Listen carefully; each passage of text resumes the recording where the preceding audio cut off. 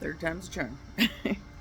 uh, I had to start on the video, and then I lost my train of thought, and then I stopped it, and then I got distracted by a little bunny when I started the next one. It's an itty bitty baby. It's on the other side of this pool that I'm hanging out by.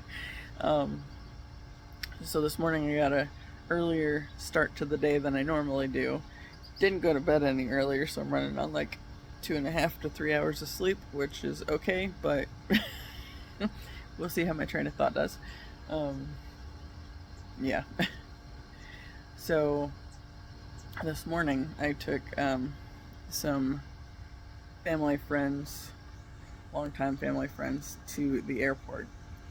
And they drove, and then I drove their car back. And it was kind of intimidating because I haven't been on that side of town in a long time. I think the last time I was over by the airport was in 2016 when I ended up getting to go to Germany to visit my ex when he was there for job training. And it's changed a lot. I think the entire time I've been back, so I've been back in Indiana for a little over 5 years. And I think they've been doing construction on that side of town the entire time, in different places, but it's changed a bunch, and I don't know where anything is. And I decided, since I was up so early and love Hardee's biscuits and gravy, I decided I was going to do that on my way back. So I had to, well, before I even got the address for that put in, I ended up getting in the wrong lane, ending up cutting through the parking garage to get back to the road. And it was just kind of a whole lot of confusion. But then, while I was waiting to go through where the register was to not have to pay my parking garage ticket, I there was some kind of confusion, and there ended up being a bit of a wait. Apparently there was some kind of big accident in the parking garage, not where I was, thankfully, but the lady at the register got hung up with dealing with something with that for a minute, and, well, a few minutes. So I had time to look up where the Hardee's that was closest to not the interstate route that I was going to plan to take to come back this way. And I started with one, and then I switched it while I was right as the other car finally started to move. So luckily I had time to get it in there, but it was a little tricky for a second, and I had to pull off on the other side of the gate going out to get it started on the GPS. And thank God for that GPS today, because I would not have found my way back home. I'd have been stuck there forever, especially since we left to go to the airport at 5, and then, sun's still down, and it wasn't started to come up until I was probably less than a mile from the Hardee's it was taking me to. But that one ended up being the one that I wanted to go to, because it was like real easy to get to the road that I always take to come back this way from over there. And yeah, I got to see a lot of things I hadn't seen in a while. Completely forgot about well, I didn't forget he had the job or anything, but I hadn't been by my ex's old work in years. And when I drove past it today, I was like, oh yeah, that place exists. Then I had this little memory flash in where I'd gone to visit him on his lunch break or something, and on the way, well, before he went back in, there was a guy that was going in, back into the building, and he, yells over to me, "Don't get involved with that one, he's no good." And at the time, I didn't really take it too seriously. And, at the time, we were already talking about getting married, and I said something about that, and he was like, "Oh, damn, I'm sorry." It's like, that's kind of a serious sounding statement.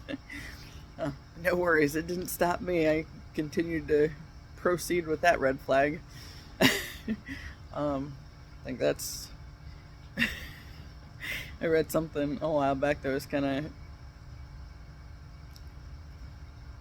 poking fun at the Cancerian tendency to overlook red flags because you can see the good in people even when they're showing you all the bad. And yeah, I think that's a prime example of not paying attention to what I should have been. And it's funny because, as I'm making all these connections with the past, I can see how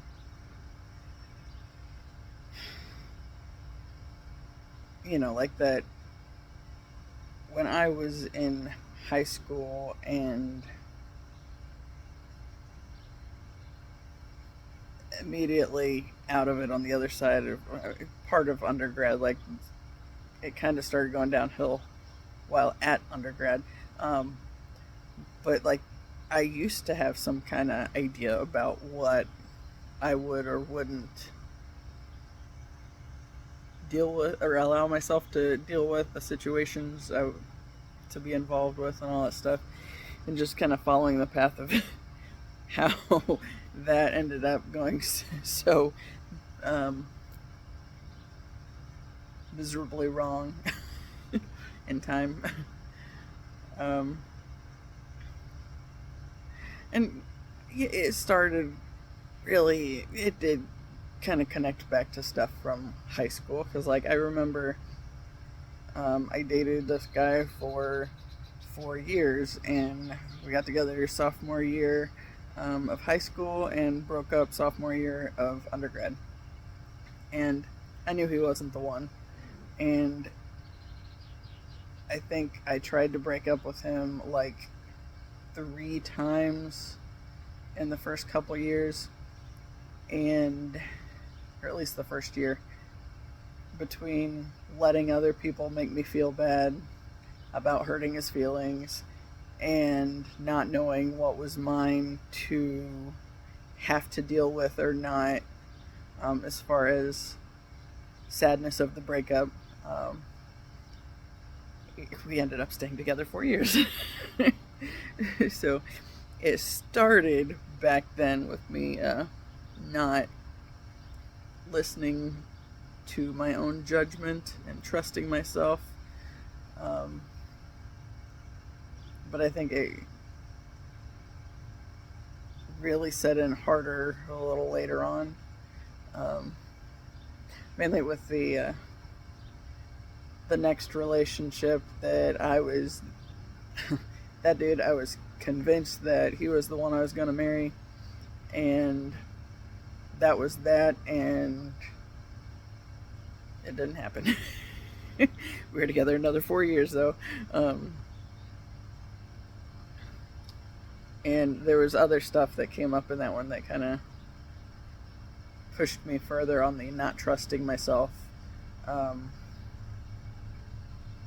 And it was, I think the biggest part with that one was we're having this like really deep heart-to-heart conversation. Like the first, I think we'd been together about a month, or been seeing each other about a month. I think that might have been the time frame we, committed to only seeing each other at that point. But we were having this real good heart-to-heart conversation, and I felt like there was this one thing that I was supposed to open up to him about, and I panicked and did not. And because of that, I kind of, okay, you go from being vulnerable and open to clamming up and closing off, then that little thing you're running from ends up becoming a bigger thing, and then by the time we broke up, I was questioning how much of myself I had allowed myself to be in that relationship. Yeah. And that was kind of a hard thing, because it was always this, believing he was the one and blah blah blah, making decisions because I believed that he was, and then as I look back out on it and realize how I stopped myself from, all because I stopped being completely open about who I was and what I was struggling with, because it was something that was basically a big contributing factor to, definitely not the exclusive thing, but to my suicidal ideation growing up or over the years. And yeah, so when I went from being able to talk about all this stuff, deep stuff, and then shut it down, it's like, well, you can only, the relationship can only go so far if you're not being yourself. But yeah, it's kind of funny. I just read this email I got. It's this Twin Flames 1111 site. It's an energy forecast, and it's talking about this is the week that there will be stuff that comes up from, like, to point out your the toxic beliefs you still have, so that you can purge them and cleanse them from your system. And yesterday I started talking about this whole worthiness wound, and I'm seeing that's connected to this train of thought this morning too. I don't know if it was last night when before I went to bed, or this morning as I was getting up and getting ready to take them to the airport. But I started kind of wondering, like, how far that whole worthiness wound thing, it's like, how much more do we have to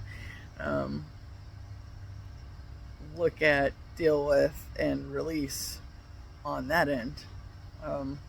It's like I've been saying, it all spirals back down, and you get closer and closer to the point, but it's still a process. And just this little bit that I've talked here this morning, and continuing on yesterday, it's like, as always, the energy forecast is dead on again. And one of the things that I was thinking about talking about yesterday before I ended the video, because it was already like 44 minutes, was, okay, so there was the deal with my cousin and spreading rumors and shit. And when I was in 7th grade, that was, okay, so 6th grade was when I started concert band. And my first year of concert band, we only had the spring semester. And since I played percussion back then, percussion had its own class. I think that was the last year that they did that before just adding it into the regular band class.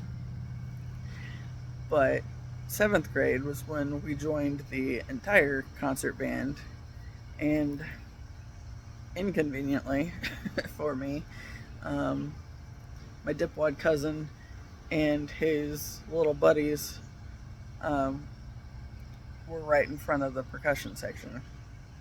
And so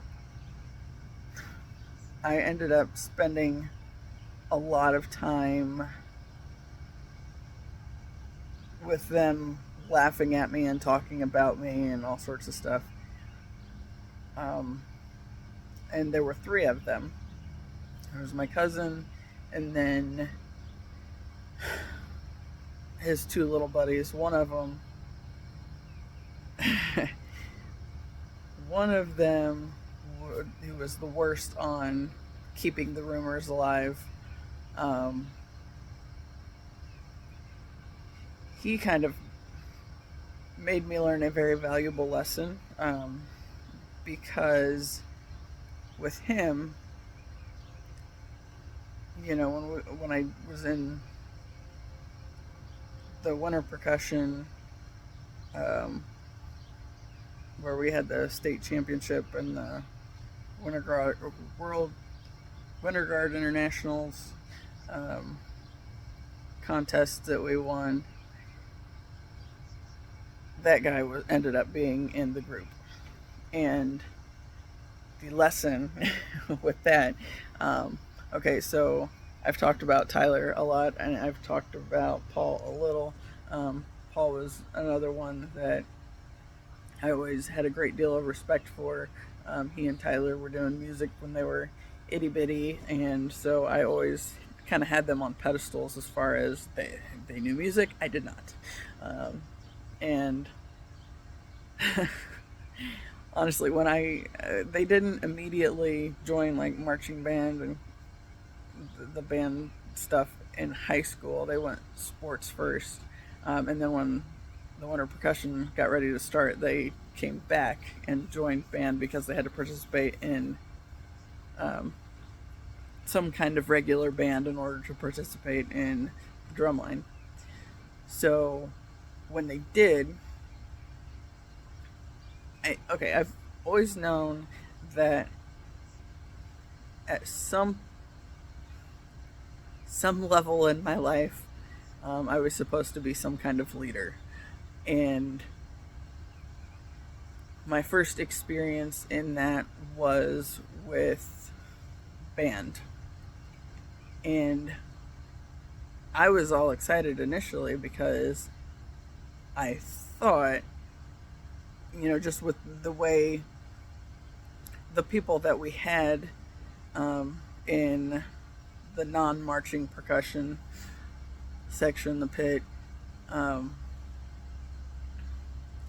I stood a good chance at being section leader my sophomore year, which was a year ahead of when most people made the section leader slot.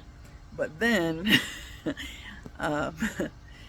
this girl who had been previously homeschooled decided to join marching band. I think she got talked into it by somebody, my actual section leader when I started the first couple of years, and she had gotten to be section leader her sophomore year. So I was like really holding on to that. I really wanted it. And then Katie talked her friend Krista into joining Pitt, and Katie switched to another section. And Krista, who had never been in band before, I think, ended up as section leader. And I was so pissed, and I wanted to hate her so bad, and I couldn't, because she was one of those people that was just a genuinely nice person. Of like, I hate that I can't hate you. But I ended up getting the section leader slot my junior year and my senior year. And for WGI, when we were getting ready to go out for the awards after finals, it's like I knew then that we'd won it, and we were all excited, of course, because I mean we had some damn good shows over that weekend. Like there were like 3 shows that we had done, and they continued to get better. And then we like even put a new move in for the pit at the very end because we had like these. Our pants were black, and then we had like brightly colored tank tops, red, orange, and yellow. And then we had started the show with like these black turtlenecks over the top of them. And that last show was the first one that most of the pit got to, lose the tank top or lose the turtleneck and just go to the tank top. So it was like one of the last things we added in, and like it was a solid hit. And so it, like everything had just gone right, and like all the energy for the entire group was just right the entire time. And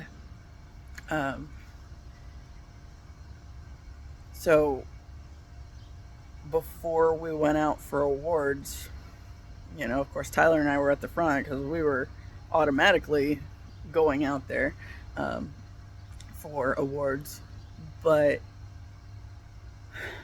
before we went onto the floor for the 2 years, junior and senior year, we did music by Tool, and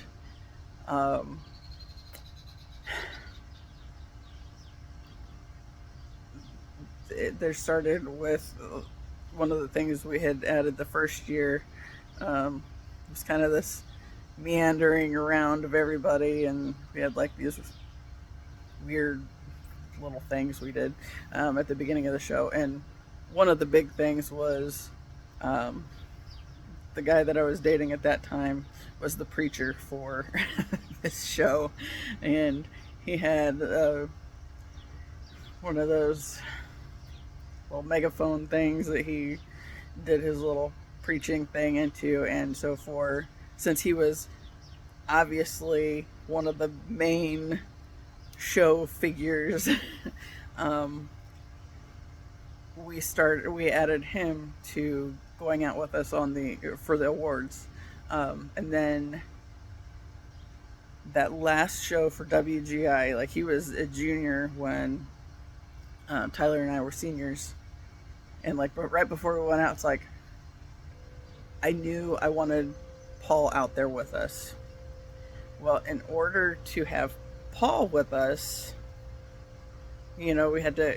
It was just like this real fast thought process on my end. It's like Paul needs to be there, but unfortunately, if we do that, Jeff also has to be there. It's like I didn't like that, but Paul had to be there. And we had another girl that had joined us. I think she was just there for the last season, but she was also a senior, so she was out there too. And she'd been one of my best friends in middle school, and then we went our separate ways and had a little minor clash in high school. I mean, nothing big. She was telling a group of our friends that she had cancer and less than a year to live or something, and our other friend bought into it, and she's like, "Oh my god, have you heard about her?" and blah blah blah. And she told me what was going on. It's like, no, she doesn't. It's like, I don't know what's going on with any of that, but I can tell you for a fact that that is not true. And of course, it ended up not being true. And yeah. So, but the big lesson that I learned was that sometimes the people that you might not prefer to take to this positive thing with you, sometimes you realize that it's worth it just for the sake of getting somebody else that you know should be there. Um, and, you know, I found this little article the other day um, that somebody had written over our group. And they had this picture that the seniors had taken, and I think it was at the start of WGI, like after the first performance or something. And all 5 of us were in the picture, and I've been thinking about Tyler a lot, basically in the past 6 years. um, Yeah, because actually, I think 6 years ago, this month was when he ended up in the hospital. And then, of course, it was July when he passed away. But since it's an ongoing theme, and I've talked about it many other times, and then I have a blog that I'm working on that talks about it too. But I haven't. I got a lot of a story dealing with him written down, but I still need to go back and review, add, and edit, and all that fun stuff. So I haven't got it posted, but since he's an ongoing theme, and since his numbers are big ones that follow me, like I saw him several times this morning, and it was like birth date, death date, and age that he passed away. All of them at different points. So, I mean, they're kind of like little markers on my path saying, "Hey, keep going. You're in the right spot," or "There's something about this. Keep moving." So I went ahead and I hung that up on my desk, and then it's like, oh, I got this butthead on here. I actually thought about putting it, like, it's a laminated copy of a newspaper article. So I thought about putting a sticker or something over his face, and it's like, we'll just hide him behind the plant. So I have a plant on my desk, and it's like, of course, if I move, then I have to just slightly move it if I really don't want to see him. And it's like, I don't look at it that much. It's just there on my desk because I had a spot for it, and it seemed appropriate. But yeah, that guy, he was somebody that I would not have wanted to take on that little journey and get to include for the awards and everything, because he made my life a living hell from the time I was 8 until the time I was I think I was 18 all throughout my senior year, and then turned 19 that summer. But for those solid 10 years, he made my life kind of a living hell, or contributed it very strongly anyway. But in spite of that, it's one of those things, since I wanted Paul to be included, I had to include the other 2, and it was just on a whim. I just looked at Tyler, said, we should have the seniors go out and have this be a senior thing. And he's like, I agree. So, like, immediately we just made it happen. It's like, told the guy I was dating, it's like, look, sorry, we're having seniors go out for this one. And I mean, he was probably bummed about it because that was a big award. But at the same time, he wasn't going to argue it. But yeah, going back to 7th grade band. So these 3 buttheads were in the section that sat right in front of us. And I think that was part of why I liked Tyler and Paul so much, is I don't think anybody really took those guys seriously. They all thought they were jackasses. So whether they were aware that I was getting made fun of as much as I was aware that I was getting made fun of or not, I don't know. But I always felt like, part of what I loved about Tyler and Paul was the fact that um, they didn't do that shit. They, whether they believed it or not, at any degree, I don't know.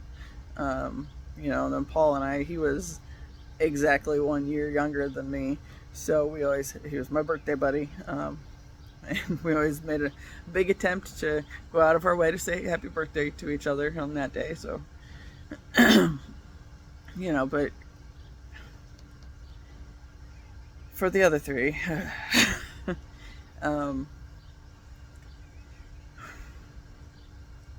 my mom asked about this when I was telling her the round one of my healing journey that I've been processing through.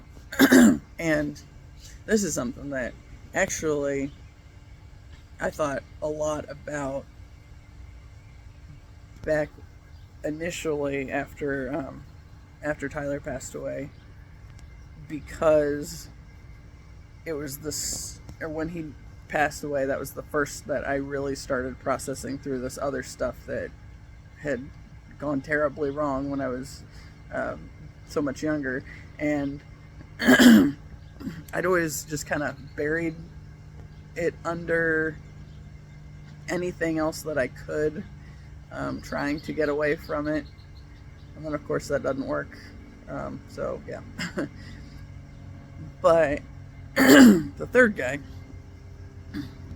and so for back then, when I was writing to Tyler, it's like, I don't even want to say any of their names, so I just called them Dumbass 1, 2, and 3. It's like, well, that's not really probably ideal either, but that's how I viewed them, and for a long time. So the third guy was always interested in the girl that was my best friend back then, and we were the two girls in the percussion section, and we kind of did everything together, kind of way back then. So this guy was always into her, and I don't even remember how it came up, but he decided he wanted to go out with me. This is in 7th grade, mind you. And I knew that he wasn't actually interested in me. I knew what they were always talking about up there. So I knew what he thought. So I guess in a way, I decided at some level that, going out with him or whatever would kind of be a way to maybe put the nail in the coffin on that one. Because of course he thought I was easy. And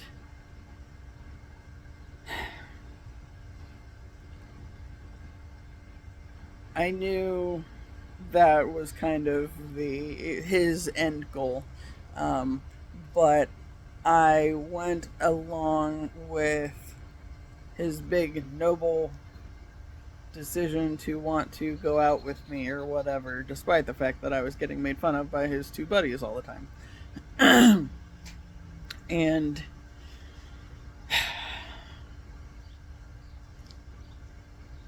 my family used to go camping a lot, and this one particular time, this dude's Boy Scout troop was at the campground. So we met up and went on a walk, and first off, I have some concerns at the fact that they allowed the two of us to go off anywhere unsupervised in 7th grade. But even, there was a brief span of time I was in his tent long enough for him to try to grope me and say that if I hadn't had um, my other shirt tucked into my sweatshirt that I had tied around my waist, then he would have been grabbing my boobs. Um, he didn't exactly say it that way, but was the implied. And that was the end of it. Like, it wasn't that day, but I dumped him after that. It was like a whole whopping 3 weeks or whatever. And I honestly don't count that as anything. Um,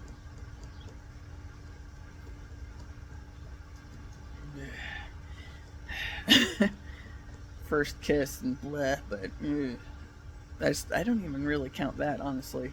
Because I knew there was always a motive, so it's not like it actually meant anything. Um, but since he and his buddies were always talking about me, when I dumped him, I told all my friends why. And because he obviously wanted something, and there was a rift for a while. And the people that I hung out with didn't, at least for a time, didn't want anything to do with him or whatever. I mean, that was short-lived. I don't know if the girl that was my best friend back then, or I think she might have dated him later. I don't remember all those details. But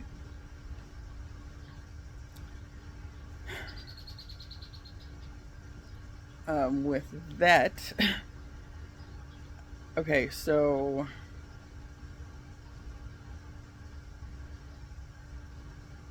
can't remember the exact year. I'm wanting to say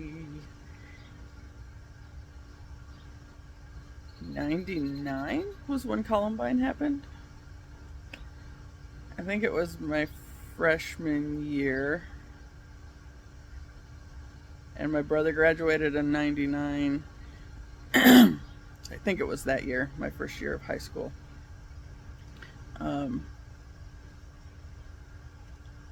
Anyway, so freshman year, this big school shooting happens, and it was this big traumatic thing. The next year, this dipwad got expelled for, I think he just had a knife, but he had a hit list, and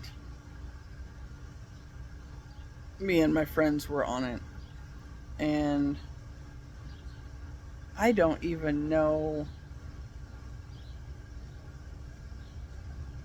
how they got the information that we were on it, and I knew he wasn't gonna do anything. He was all talk, and I wounded his pride. But I remember, the girl that was my best friend, she comes over and she's like, "Oh, and you're on it too." And it's like, I think he was getting escorted out or something, and we walked past each other, and I made eye contact with him, and I just looked at him like, "You're not gonna do anything. Who the fuck do you think you are? You're wasting my time," kind of a thing. And obviously he didn't ever do anything, which is a good thing, but just the fact that I knew where it came from. It came up that I was even on it because he believed these two idiots that had been spreading this rumor about me ever since I was in second grade. And when he thought I was easy, and then that worked contrary to his plan for gaining experience. Um, Obviously, there's just a bunch of. I mean, it's unfortunate, but I can see how it's all connected. And, I even, you know, my brother, I think, anytime that dude has ever come up in conversation, he refers to him as fingers. Because I, I didn't shy around about that he was trying to grope me. So that was just what my brother called him. And even to this day, and then when I first started making these connections with him buying into the rumor that these other guys were trying to keep alive about me that weren't true, that was when he got mad at me and then wanted to scare a bunch of people. He got expelled. I think he was back the next year. Or I don't know how long he was expelled for. I mean, he was definitely back the next year. But he was just always... It's like he did a lot of things for show, and I think he got in trouble a lot. Might have been expelled more than once. I don't remember. But yeah, when I was telling my brother about it, it's like, yeah, it's all connected, and that's something I've been thinking about too. So I mentioned that we did music by Tool. One of the songs we had a little piece from that we did was 46 and 2, I believe. Well, I know that was one we did, but I think that's the one with the line of song that has stuck with me recently. Came from. But okay, so because we did their music for these two shows that we won a state championship and then the next year the WGI championship with, obviously we got into their music for a while, at least those songs, a lot. I have like a playlist that's just got those songs on it, and it's my little Drumline nostalgia playlist. So sometimes I'll just go in and like listen to them for however long, just because that feeling, it brings back a good memory, in spite of the other crap. But I had this dream after the second serious boyfriend, and I broke up. I had this dream where I was in this house that kind of reminded me of my dad's parents' old house. It was like, the floors were kind of uneven, and there's just old, rickety, weird crap, and like yellow-green linoleum and weird stuff, just that kind of coloring and whatnot. And I was outside doing this puzzle, and like there's a storm coming, and it's like I'm thinking there's a tornado, or at least it was really strong winds. And I was talking to that second ex's mom, who I absolutely adored her. I think we were probably as good of friends as I was with her son. Well, not quite as good, but we were still pretty close. And then, so she was in the dream, and I think she was trying to talk me into going in or something while the storm's coming, and I was trying to get this puzzle done, and all at once the pieces start flying away. But there's this line of the song that has been, it keeps coming up, but especially as I've remembered back into that dream. And it says, "I know the pieces fit because I watched them fall away." It's like I feel like a lot of what's been going on, it's like I always had some kind of awareness as to the big picture as to why it was going on, but yet I still had to live through it and experience it and process it to be able to completely understand it. And, there's a lot that I don't completely understand on it yet, but I will get there, I'm sure. Um, but yeah, that line was just, I was thinking about that when I was walking the dogs the other day at the cemetery. It started just kind of playing over in my head, and it's like, that goes right along with that dream. And then, I that was something that came up in high school as well, and that's where I started having like all these real strong knowings, and like my intuition was pretty on point back in those days. And then I guess I watched myself in that, or in light of that idea, I watched myself kind of throw myself away in various, different connections to people and events that I went through, and I lost myself in it. And then now it's trying to find me again. And I think I'm doing pretty good on that because I feel like I'm making all these connections that I didn't always have. Yeah. Anyway, I don't know. Looks like it's after 9 now. Yeah, so I think that's enough for one day. I got this one of the stories that I was thinking about yesterday, and that I had thought, I said at the end of that one video, it's like I have like 5 different directions this can go in. That was one of them. Actually, that might have been like a couple of them, really, because I kind of branched around to get there. In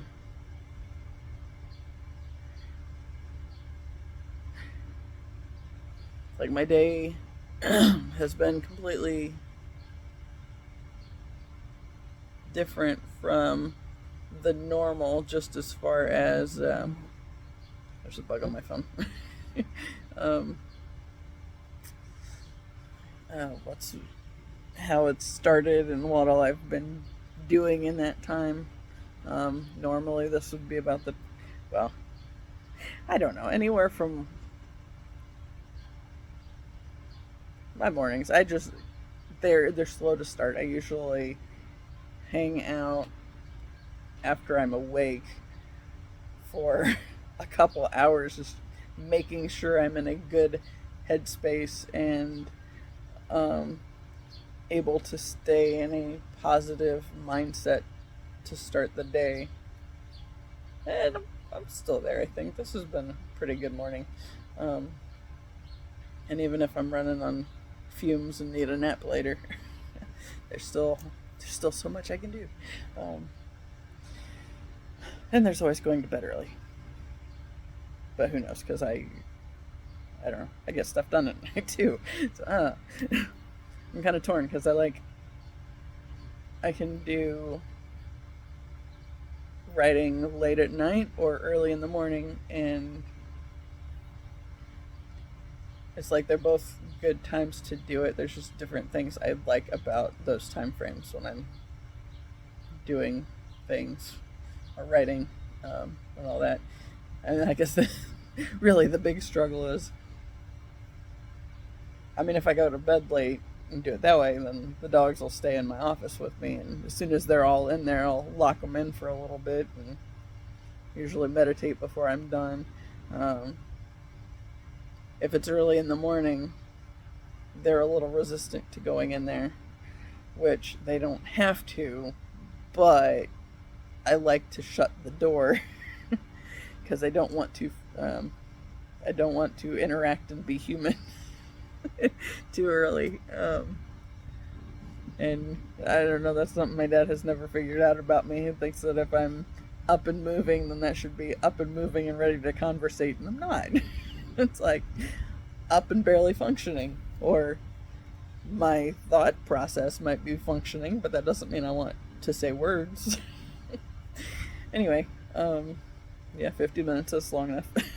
I'm hoping, yeah, I'll add this anyway. I'm hoping I get my bearing press so I can fix my skates and maybe skate this afternoon. But I mean, we ordered it through Prime, but I said it'll be here by 10 p.m. tonight. It's like, well, that's a wide range. It's usually way before then, but we'll see.